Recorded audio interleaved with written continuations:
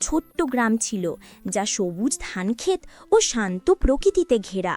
সেই গ্রামেই বাস করত এক পরিশ্রমী কৃষক, রহিম। গরিব হলেও রহিমের মন ছিল অত্যন্ত বড়, আর তার বিশ্বাস ছিল মেহনত করলে আল্লাহ কখনো খালি হাতে ফেরান না। প্রতিদিন ভোরের আগে সে মাঠে চলে যেত, হাতে লাঙ্গল, মনে আশা। নতুন ধানের বীজ বপন করার কিছুদিন পরই বড় সমস্যা দেখা দিল। তা না কয়েকদিন বৃষ্টি হলো না, মাটি শুকিয়ে গেল, গাছগুলো নুয়ে পড়তে লাগলো। রহিম চিন্তায় ভেঙে পড়ল, তবে হাল ছাড়ল না। সে প্রতিদিন কাঁধে কলস নিয়ে দূরের নদী থেকে পানি এনে গাছে ঢালত। ক্লান্ত হলেও মুখে হাসি রেখে বলতো, আমার ফসল একদিন ঠিকই হাসবে।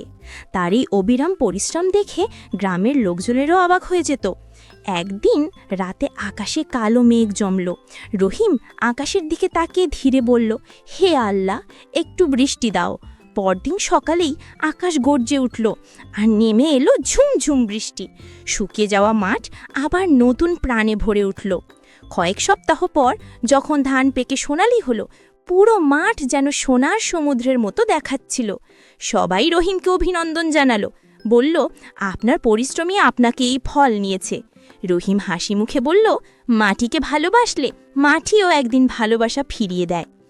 এইভাবেই রহিম বুঝল, জীবনে যতই কষ্ট আসুক, পরিশ্রম আর ধৈর্য কখনো ব্যর্থ হয় না।